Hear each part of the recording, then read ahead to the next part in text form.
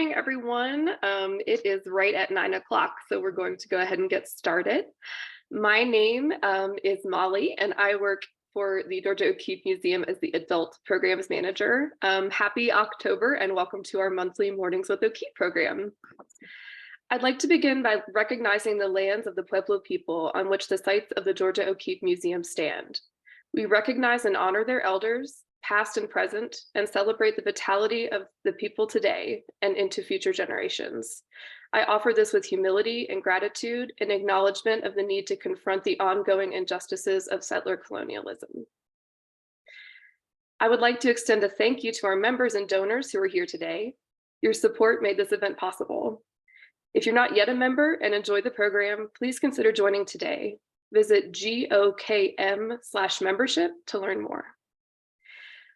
Throughout this talk, please place your questions in the Q&A box, which can be found at the bottom or top of your screen, depending on your device. We'll try to answer as many questions as we can at the end of the conversation. For the duration of this lecture, the chat has been disabled. Please note that following today's talk, a recording will be made available on the O'Keeffe Museum's website in about a week's time. Captions in both English and Spanish will be available. It is now my pleasure to introduce our presenter this morning, Agapita Pita Lopez. Pita began working for the American artist Georgia O'Keeffe in late 1974 as a companion and became her personal secretary in 1978 until her death on March 6, 1986. A third-generation employee, her grandfather and mother also worked for O'Keeffe. She continued working with the O'Keeffe estate in '86 and then for the Georgia O'Keeffe Foundation in '89 as its secretary, later serving as the foundation's executive director from 1999 to 2006. As the project director for the Abiquiu Historic Properties, she oversees the maintenance and preservation of O'Keeffe's Abiquiu and Ghost Ranch homes for the O'Keeffe Museum. Along with author and scholar Barbara Buehler-Lines, she co-wrote the publication, Georgia O'Keeffe and Her Houses, Abiquiu and Ghost Ranch. With her brother, Bellarmino Lopez, the New Mexico Historic Preservation Division presented them with the Lifetime Achievement Award in 2015. So without any further ado, thank you so much, Pita, for being here, and we look forward to hearing your talk this morning.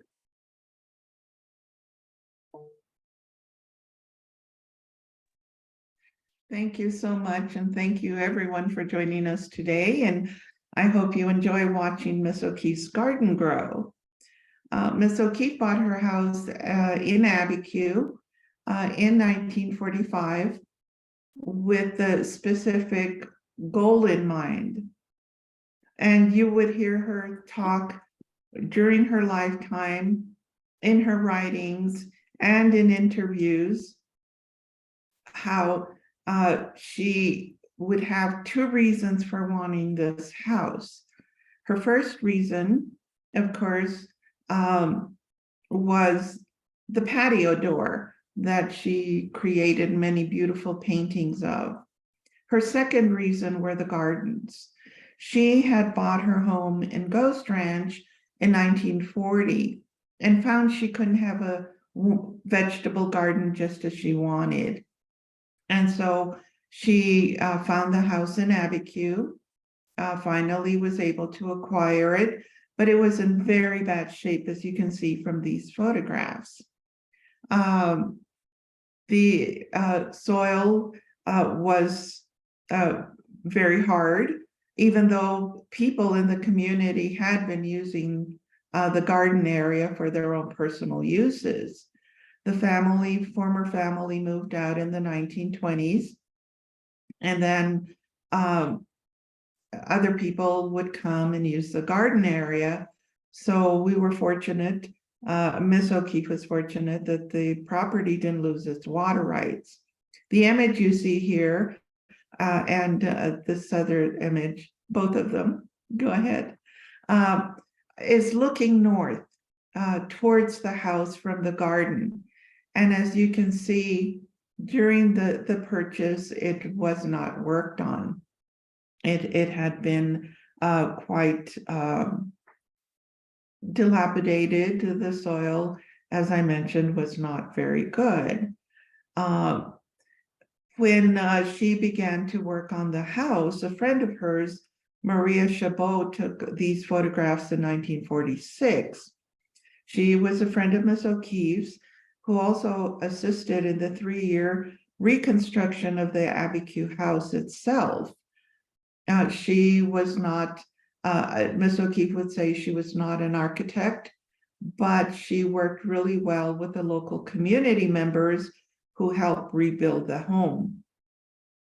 After acquiring the house, and as early as February 1946, Maria was sending Miss O'Keeffe potential plans and discussing what to put in the garden through their correspondence. In 1946, she started to send her several ideas of what she was thinking of for the garden.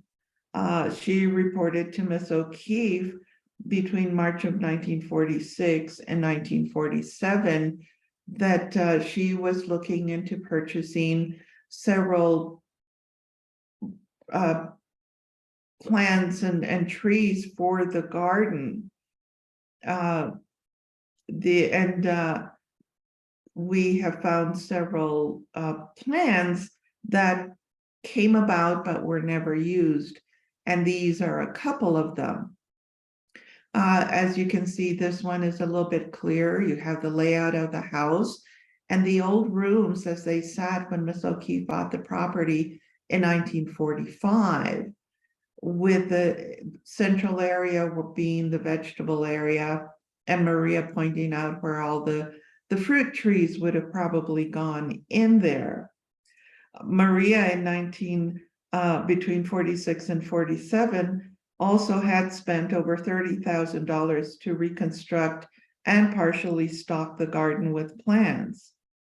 And this included also Maria bringing in a soil conservationist so that he could look at the garden to study the subsoil.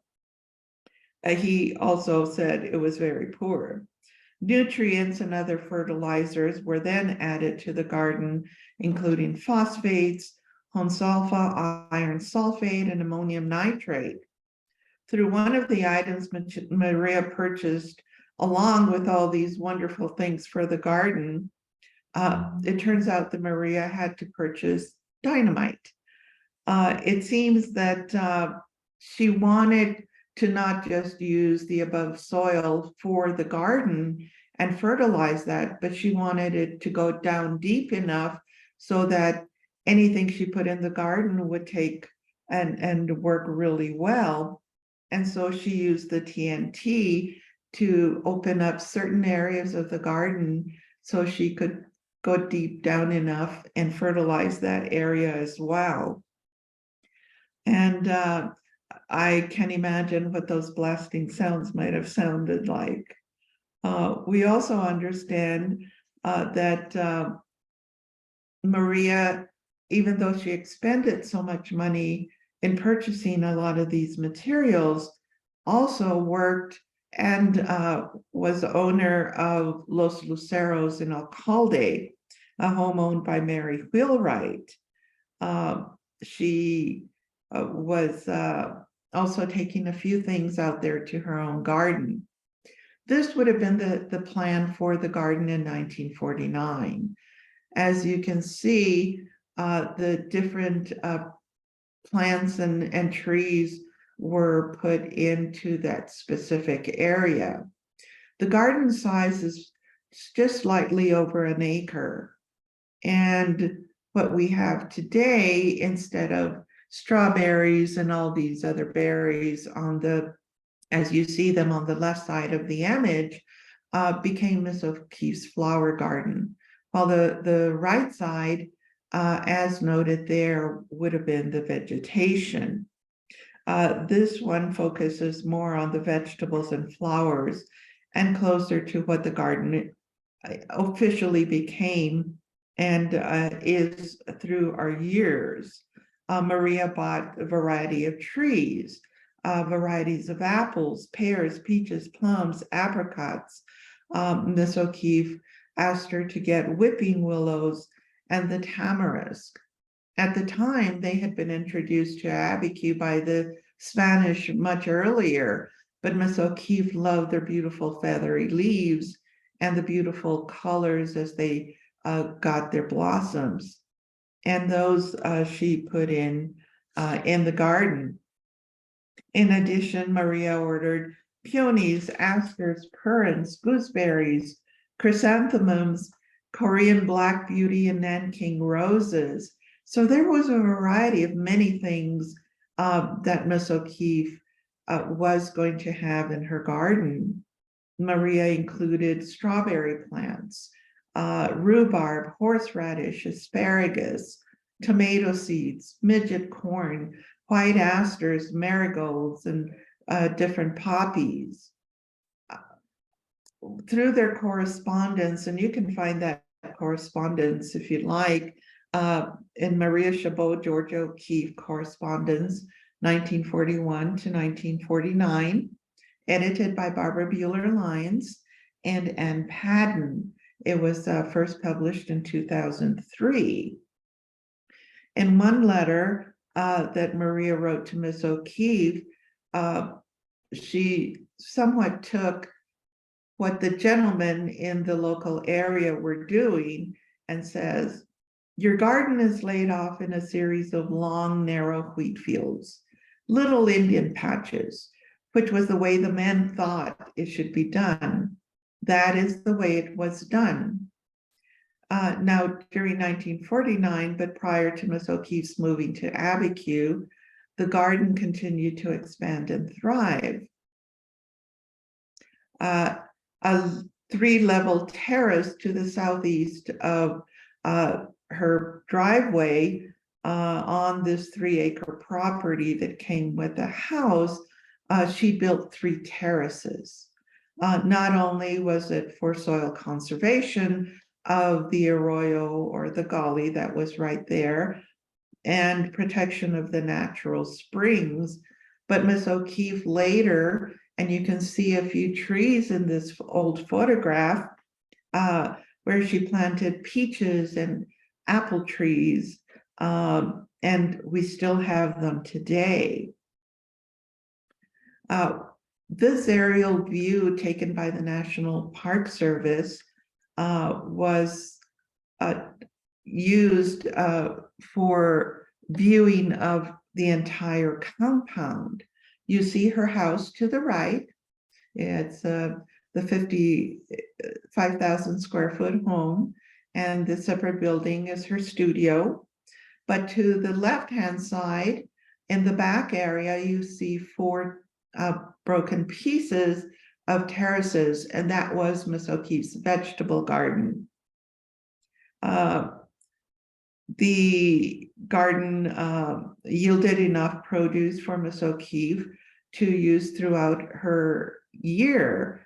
At some point after Miss O'Keeffe bought the house, she would spend her summers at her Ghost Ranch home that she had bought in 1940, and her winters were in Abiquiu. So all the fresh fruit and vegetables and herbs would be taken to her at the ranch throughout the entire summer. And anything else would be canned, frozen, or dried by her housekeeper and cook and would last throughout the winter season. If you were to visit Miss O'Keeffe's home today, you can still see some of these things that were around when she was alive. In her pantry, you'll see beautiful jars of her herbs that came out of the garden, or her chamomile tea. It's wonderful to see. They may not look very inviting, but they were there when Miss O'Keeffe was there. The trees that surrounded the main vegetable garden that you see on the upper left did not quite all make it. Unfortunately, the plum trees that Maria planted, the big cherry and a chestnut tree were never replanted, but they didn't make it through time. Miss O'Keeffe in the early years, had local people helping her with the garden. One of her first workers was Simon Martinez Jr., also known as Choco, a neighbor of Miss O'Keefe's, as well as Joe Ferran Sr. and his family, Napoleon Garcia and his family. And these two gentlemen were also neighbors of Miss O'Keefe. She also had Frank Martinez, a gentleman who not only helped her with the landscape and the garden, but also helped her in stretching some of her canvases. He was from a little area just outside of Abiquiu called Barranco. In the late 1950s, she hired Stephen Suazo, my grandfather, as her gardener and groundskeeper until about 1980 when he passed away. As of 2018, and soon after his death, the estate and the museum have Margarito Lopez as the gardener and groundskeeper. Later, with help from others, he cared for both Abiquiu and Ghost Ranch. Today, we have Stevie and Bellarmino Lopez helping with the garden, in addition to a local young man we recently hired, Mateo Jaramillo. So everything is still incorporated within the household. We continue to thrive and grow a wonderful garden that I'll talk more about later. Now, those big trees you see in the central area of the garden are 30+ foot conifers, junipers, pine, and Colorado blue spruce, in addition to apricots and apple trees. An old black mulberry tree that was on the property when Miss O'Keefe was purchased. But the trees are still very strong and healthy. The southwest area of the garden comprises of the fruit trees. We have, again, more of, we have a wonderful apple tree that makes great applesauce. There's a pear tree, a variety of apricot trees, apple trees that made wonderful pies or made wonderful apple juice. Maria wrote to Miss O'Keefe in 1947, May, noting that she put more tamarisks along the garden wall facing Bodie's stores with 2 enormous chamisos. And those are the trees you see on the upper center of the garden. Miss O'Keefe herself assisted with the garden. You can move, thank you. Here you see Miss O'Keefe tending some seedlings out of her bedroom in Abiquiu. She would bring in the starters. Her bedroom has 2 beautiful corner windows that have wonderful lighting in there. And so she would start the herbs and some of the vegetables in there. The garden would be separated into 2 sections with a 2-foot-high rock retaining wall and an earthen path. This was created by Miss O'Keefe after she started to lose her central vision to macular degeneration. She loved being outdoors. She loved working in the garden. However, due to her vision, she was afraid of going out on her own, as independent as she was, and stepping over the vegetation. These paths that she had created assisted her with that. The other varieties of vegetables that were grown for the household throughout her life, there were lettuces for her salad. Here she is known to be picking, excuse me, she's picking Angelica. It's a photograph taken by Tony Vaccaro in 1960. By then, her garden was pretty well established. And then she also grew all the lettuces for her salads, varieties of broccoli, asparagus, beets, turnips, onions, different types of tomatoes, squash. There was a little bit of everything, especially corn. Miss O'Keeffe loved corn. Here is a beautiful photograph taken by Todd Webb in 1966. Miss O'Keeffe was extremely fond of corn, but of course, she was born in Sun Prairie, Wisconsin. She came from a farm, so she knew very well about growing wonderful vegetables and eating them in her food. Corn on the cob was one of her favorites. I remember once at Ghost Ranch, she had been taken the first ears of corn that came out that season. She was having enjoying them for lunch, and the phone technician had gone up to the ranch to assist Miss O'Keeffe in getting her phone working again. And I recall that she thought the corn was so fantastic that this gentleman who helped her get the phone going again needed to taste some of that corn and invited him to have lunch with her, and enjoyed it very much.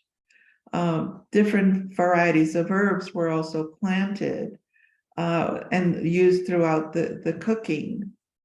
In 1981, in an interview, she told Architectural Digest, "The garden pleased me enormously."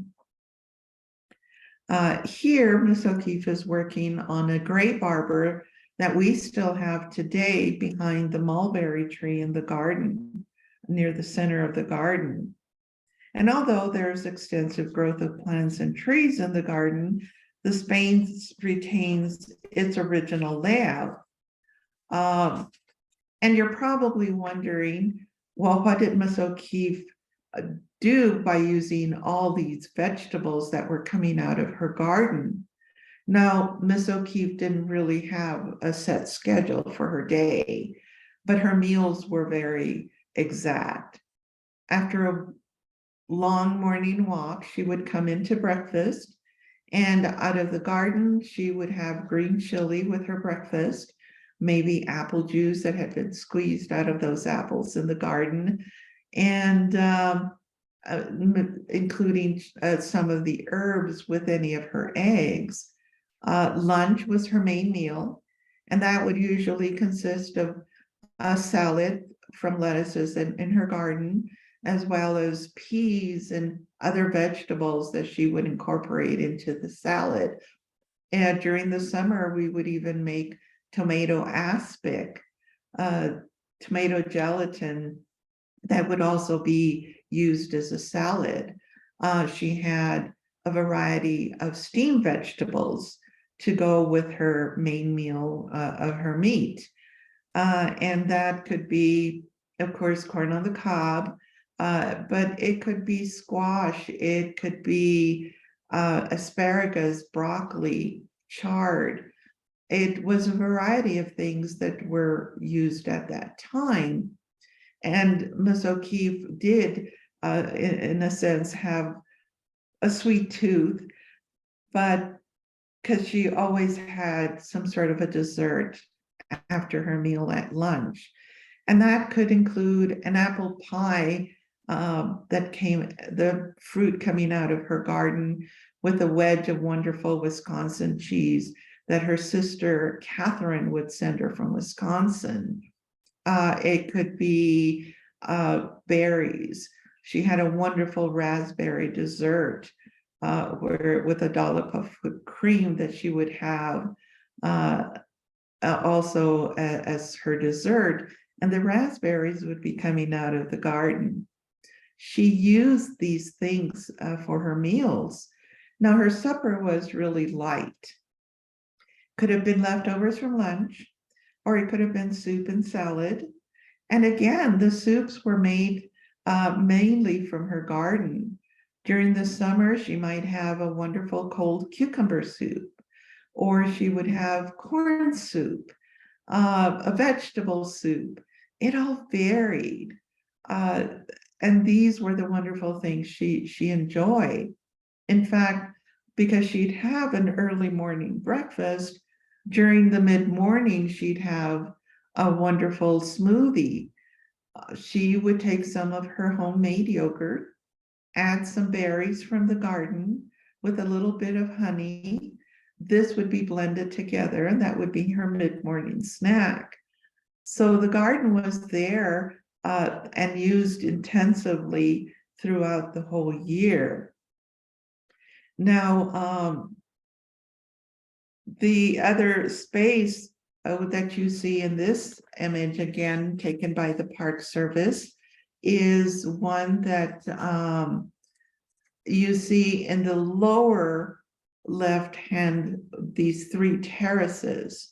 That's where Miss O'Keeffe planted most of her flowers. She once said that for the first 2 years after she moved to Abiquiu in 1949, she planted all the flowers she painted, but then with a pause would say, but many of them didn't grow in Abiquiu. So after a while, I stopped trying. But you get to see her rose bushes, her daylilies, beautiful different flowers that she planted throughout the years, things that she also painted, like the poppies, the hollyhocks, and they were all part of her garden. Here we can see her pruning one of her rose bushes, a beautiful space. And the rose bushes we have today are still the rose bushes that were planted during her lifetime. We have the beautiful lilac bush here. You see Miss O'Keeffe with her chow chow. This was taken by Todd Webb in 1962. Now, Miss O'Keeffe had chows. Her chow chows, she said, were given to her in the 1950s. A friend of hers came to visit, and she said he was carrying a box of 2 black clouds, and those were her first 2 chow puppies. And she had them throughout her entire life in Abiquiu. These are beautiful roses in the next image that we still have in Abiquiu. These were just grown last year. And as you can see, the beautiful roses are still coming up abundantly. Behind them is a beautiful forsythia bush that hasn't quite blossomed yet. And to the right of this image, you see the little bushes there where the daylilies will be coming out. Excuse me.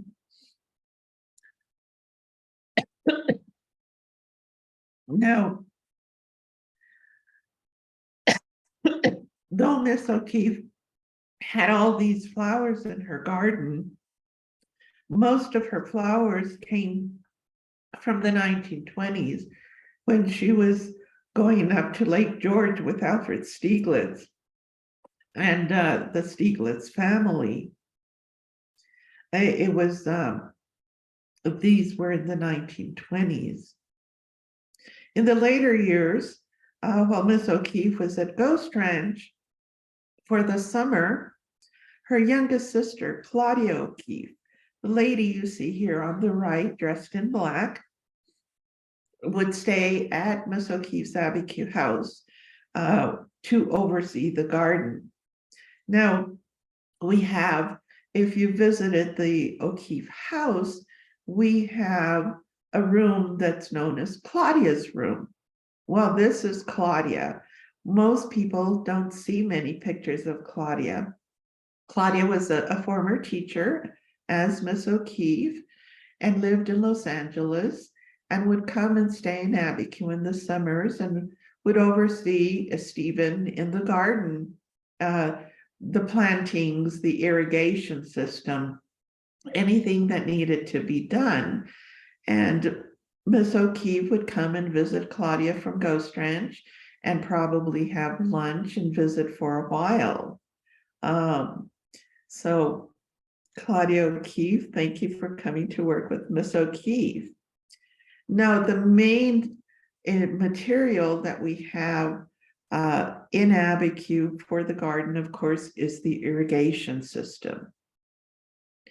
Most gardens in Abiquiu, if you have water rights, can use the local acequia irrigation system. It is run by the Acequia del Pueblo Abiquiu, and it is managed by their mayordomo, who allocates the water to all the owners who use it for irrigation of their gardens, orchards, or alfalfa fields. Now, you need to have water rights to be able to use this irrigation system. And it is managed through the state engineer's office here in Santa Fe. But there's also a rule that if you don't use your water rights, you lose them. And as I had mentioned previously, the property Ms. O'Keefe bought in Abiquiu kept its water rights because of the local community, being that they were using the property to build a garden for themselves. We have a mandatory ditch cleaning day every spring that takes us through the entire summer. The watering schedule for Miss O'Keefe's property during her lifetime and even today is Monday mornings from 7 a.m. to 10 a.m. The flowing surface water is gravitationally brought in from the main ditch and through what we call a compuerta, which is a main floodgate. In this image, you see the square box. That is where the water originates. It's coming in through the community ditch system. Ms. O'Keefe had this main gate built, and then through her wall, underneath her wall, there's a pipe where the water then flows into her garden. Now, the system, sometimes when we get the community system, the box is really fantastic because you have the opportunity to clean out the water of any debris or leaves or anything else coming in with your water system. So by the time the water came in and comes into Miss O'Keefe's garden, it's clean water. And so here you see on the right where the water comes in underneath the garden wall into the community garden. Then it is carefully controlled by the gardener, and it goes in through the different little irrigation ditches that Miss O'Keefe had built. Here we have one that flows right from where the water enters into the garden. As you can see, the irrigation, some of it is lined with beautiful rocks, and that's how they are controlled. These channels will open into the various areas of the garden. You can close the gate with rocks, or pieces of metal or other materials, and then block the water path, and as it's diverted to another channel to irrigate. The flow of water from channel to channel is interconnected throughout the entire garden. We still use flood irrigation as it was used during Miss O'Keefe's lifetime. Here you see an area of the garden with the tomatoes and the chili and bell peppers that are being flooded. And once that water seeps deep into the system, it's closed off, as I mentioned previously, and taken to another area of the garden through these channels. We also have these channels connected to other areas, such as the front of the kitchen to the south and so forth. excess water will go in through these channels. Next image, please. Here you see a couple of wonderful shots. The first one on the left is where the water flows to the front of the kitchen. This is a channel that has been open for quite some time. Again, you have one of Miss O'Keeffe's beautiful lilac bushes growing there. This is a white lilac as compared to the one you saw previously as a purple lilac. And then goes into this little garden area Miss O'Keeffe created in front of her kitchen. This area was once the corrals for the former property. Those old posts that you see there are part of the old corrals, but Miss O'Keeffe added the beautiful apple tree, wonderful bushes that she has trimmed, as well as a small pond, and is also nearby to what became her studio, that used to be the stables and the buggy house. Now, the water system is a state system. Miss O'Keeffe's water rights were adjudicated by the courts in 1970. From the time she bought the property in 1945, she was allowed to divert water from the ditch, the acequia, the Abiquiu, in an amount not to exceed 3 acre-feet per annum, or to irrigate 0.89 acres of her property.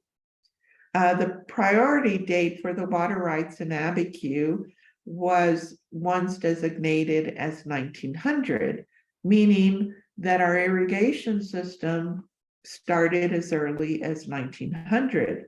But then through different research, and Ms. O'Keeffe was very interested in all this information, the priority date was changed to 1734 when the area around Abiquiu was first established. But we're also continuing to do research because we have several native villages that have been uncovered surrounding Abiquiu that also used irrigation systems. So our 1734 date may eventually change altogether. Now, Miss O'Keeffe's property deed was transferred together with its water rights to the Georgia O'Keeffe Foundation upon her death in 1986.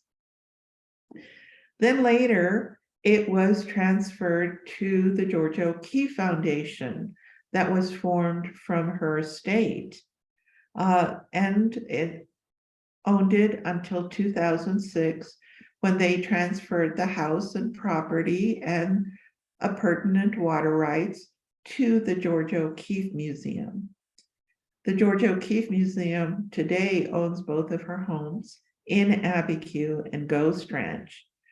Now, though the transfer was created in 2006 for these water rights, by the time it went to the state engineer's office, it was until 2015 when those ownerships were approved. So it does take time. You have to be patient because it will work out. Now, in Abiquiu, we recently, in 2021, completed a cultural landscape study. It was worked on by the National Park Service and the University of New Mexico. The study details the analysis of the plants and trees and other flora throughout the property in Abiquiu, and it includes treatment and replacement of previous and current resources due to changes in climate, effects of various plants, including invasive plants on the property, and the view shed from this area. It's a wonderful resource. This same type of study will also take place. We hope to do it in 2024 at Miss O'Keeffe's Ghost Ranch properties. The garden and grounds are an inspirational blend of local tradition and the preferences of Miss O'Keefe in planning and planting the garden and working the grounds. Miss O'Keefe and Maria were careful to create an appropriate and discreet compound that fit visually with its setting right in the heart of the traditional village of Abiquiu. They created a simple plastered rock and mud and adobe wall along the south road of the garden. There's an unassuming driveway entrance with a cattle garden gate, mainly native fruit trees were overhanging the walls. But this also provided Miss O'Keefe with the privacy that she liked. Maria created a wonderful garden, native and ornamental trees, native shrubs, roses. All these things were included and incorporated into the lifestyle Miss O'Keefe had at her home. And today, the grounds and the gardens are still maintained and enjoyed, that Miss O'Keefe enjoyed throughout her lifetime. Now, after Miss O'Keefe died, the vegetable garden was not planted for a while. It didn't belong to anyone. But then when we opened the house to the public, it was decided that a section of the garden would be planted so our visitors could get the feel of what Miss O'Keefe had in her garden. Then later, about 2015, the museum decided, no, the garden should be planted as Miss O'Keefe had it planted. And with that project, we had a group of high school interns that the museum would hire and initiated with the Santa Fe Botanical Garden, the project with these high school students allows the interns ages 16 to 19 in grades 11 and 12 in high school to learn of one's natural environment, how it plays an instrumental role in fostering a healthy lifestyle. By working in the garden, the interns not only learn about the historic agriculture of the community, but about the lifestyle and aesthetic and artistic legacy of Miss O'Keefe. In the spring, the interns learn to plan and fertilize and plant the main vegetable garden. And then throughout the summer, they tend the garden, ultimately making suggestions as to what will happen to the produce. They are allowed to take some home. The staff is also allowed to take some home. We also share it with our Santa Fe family. And we also donate many things to local food pantries. As of today, the museum has donated over 600 pounds of produce that has come out of the garden. In the late fall or early summer, late summer, the harvest interns do a wonderful program for their parents so they can come and see what they've done throughout the summer. We also invite many of our fellow staff from the Santa Fe Museum to come and visit. Through the years, we've had students from Espanola Valley High School, from Mesa Vista High School in Ojo Caliente, Los Alamos High School, Pojoaque Valley High School, Coronado High School in Gallina, Victory Faith in Espanola, and we've even had most recently some interns that are homeschooled. And all these kids come from all those different schools. And it's wonderful for them to make new friends and to learn or add to the repertoire of working in a garden, because many of them have worked with their grandparents or families in gardening.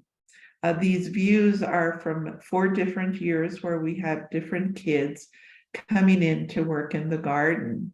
Part of their their training is also to come and learn about Georgia O'Keeffe and Santa Fe. So you have the group on the lower right corner who came to the Georgia O'Keeffe Museum to look at Miss O'Keeffe's artwork, to see the wonderful research center the museum has that they may be able to utilize as they continue to go on to college, or see the conservation work that is being done to take care of Miss O'Keeffe's artwork. In 2022, 23, our garden interns just completed their training, and this was the group we had. We had two wonderful supervisors this in 2023, and in previous years we've had wonderful people that know many things about gardening, that take the group and train them to continue to make the garden live. But in addition to visiting the museum in Santa Fe, they also meet and interact with experts in the agricultural field. We have guest speakers. They take great field trips to expand their knowledge of gardening, whether it's to other gardens or other units where they can learn something about gardening. This last group that we had was a wonderful group. As we mentioned, they're all local, and it's a wonderful program to have.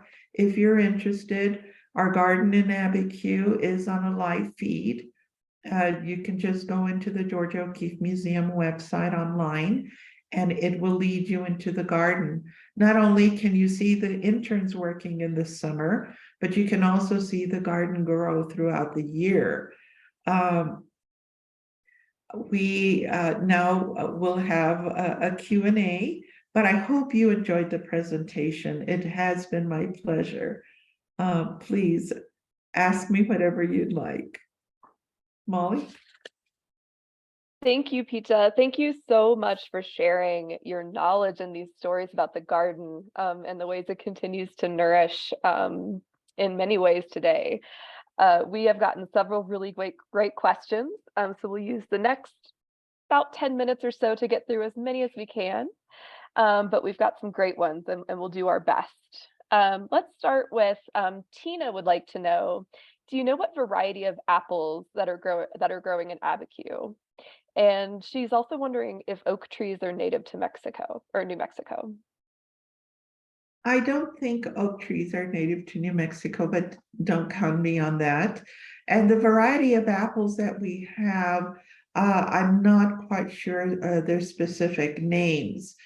Miss O'Keeffe had this wonderful green apple that ripens in July that she made fantastic applesauce with. There was one that had just the right sweetness and tartness to make apple juice. And then there was a sturdy one, and that's unfortunately, I don't know their technical names off my head, but it made wonderful pies. And all these things were used for her garden. Thank you so much. Beverly wonders where Georgia O'Keeffe got some of her plants and trees. We have records that show where Maria bought them, and they were from different gardening stores.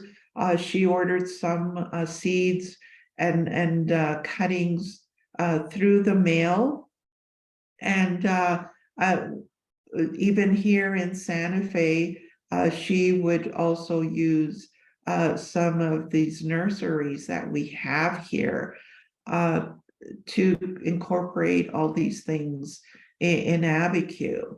We continue to fill in by doing that as well, using the nurseries in Espanola and Santa Fe. But we also take seeds from the previous year so we can do seedlings from those. And I think that Miss O'Keeffe probably through the years as you saw in her bedroom where she had those seedlings. They would have probably come from the year before. Thank you. Related to that question, Andrew wonders, was there a focus on planting native plants, or was everything sourced from outside of New Mexico? No, they did have, because Abiquiu is a small community, and many of the people in the community assisted Miss O'Keefe and Maria in getting the plant into the garden.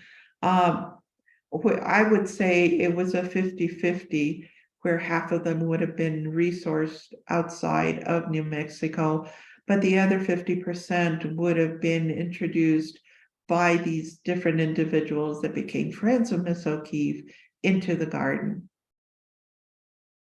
Perfect. We've got lots of questions rolling in. Andrea would like to know, did Miss O'Keefe actually work in the garden in the wintertime? The winter, we didn't do, and we still don't do very much in the garden. At the end of the season, in late fall, the garden is cleared, refertilized, and tilled, and taken care of until the early spring. The first thing Miss O'Keefe would always put in were her sweet peas. And at that time, the garden would be soft enough for another till and maybe a little bit more fertilization before it was planted. But not much was growing on in the winter months. Understandably. Ryan has a really interesting question. Are there any fruits or vegetables that Miss O'Keefe really didn't like that she refused to grow in her gardens? I don't recall anything she didn't like. Of course, she had her favorites like corn on the cob, but I don't think I ever remember during my lifetime with her that there was anything specific she didn't like. She enjoyed all kinds of fruits and vegetables. That's wonderful, and clearly had so many to choose from too. We have an anonymous question relating to the story about the dynamite. This person is wondering, when the TNT was used to open up the garden, were there any negative effects to the house or the walls of the structure? Well, I think because the garden was started in 1946, right before the house was actually being worked on, I don't think it would have affected the house at all. But it did open up the garden area, and it allowed Maria and the people that were helping her with the garden to really dig deep and loosen up that hard soil. There was a lot of clay, as I understand, and that would get quite impacted. So by loosening all these things and refertilizing, probably taking out the soil that was around those dynamite sticks that she would have put in, and there wouldn't have been all that many, because the garden, even though it would only have been about half an acre for the vegetable area. Well, that's good to hear that there weren't any structural damage. No, the damage. house was damaged enough as it was through time. We have a couple people who wonder, I know you mentioned that a lot of the flower paintings that we know associated with Georgia O'Keeffe happened before this garden existed, but do you recall, or did Georgia O'Keeffe ever paint in this garden? I don't, she did use the hollyhocks that were in the garden, but of course I knew her in the later years. And she painted many hollyhocks with her landscape paintings at Ghost Ranch. I think my understanding is that they were cut and incorporated with the painting. And she had flowers throughout the house when they were all in bloom. But I never saw her take one specific flower and create a painting from that in the later years. Great. A couple of people also wonder a little bit in connection to that question, though I imagine it might be difficult to answer, if she ever mentioned what her favorite flower was in conversations with you. I don't know if she had a favorite flower. I know she did several paintings of the Jimson weed. Um, she did the hollyhocks. She was always looking for a black iris. Irises were special to her, and she did paint those. But she always said she always managed to get a really deep purple and was always looking for a black iris. I don't think we ever found one during her lifetime, fortunately. A few people also wonder, was Georgia O'Keeffe a vegetarian, or could you talk a little about how many vegetables and fruits she ate compared to maybe meat sources? She was not a vegetarian. Miss O'Keeffe enjoyed her meat. And as I mentioned, her diet, lunch was her main meal, and that's when she would have her meat dish, but it could also be used as a leftover. She ate vegetables anytime she could. But for example, her meal at lunch would include the salad, her steamed vegetables, and then a meat dish. And the meat dish could be anything from a pot roast, lemon roast chicken. Miss O'Keeffe really enjoyed liver and onions. Once in a while, the cook would make enchiladas for her. Now, Miss O'Keeffe did enjoy green chili, but her enchiladas were mostly the red chili. And when she ate fresh green chili, she liked it medium. As you know, there's different sources of heat for the chili. Could be very hot, it could be very mild, but she liked it a medium. And but she did not consider herself a vegetarian. Wonderful. It sounds like she just had a wonderful and fresh and healthy diet of all sorts of things. She did, but once she mentioned that she didn't start eating well till she was in her 50s. Of course, Miss O'Keeffe lived to be 98, so she had a long time to eat well. And it's a wonderful diet that we should all be doing today. Wonderful. And it sounds like lots of people are still benefiting from the produce that comes from the garden, thanks to all the wonderful work that's been done in the past several years. So Yes, it's a wonderful project with the interns, the high school interns, and I hope it continues. just amazing. We're almost out of time, so I think I will wrap up by sharing on that note a really nice comment from Joan. Joan says, when I was at Abiquiu, there were apples in the road that had fallen from the trees on the other side of the wall. I picked a few and they were wonderful apples, very moist and full of flavor. Georgia O'Keeffe's pies must have been very special. That seems like the perfect note to close on. So Pita, again, thank you so much for spending your morning with us and giving us this incredible perspective on Georgia O'Keeffe's garden and the way that it still continues to live today.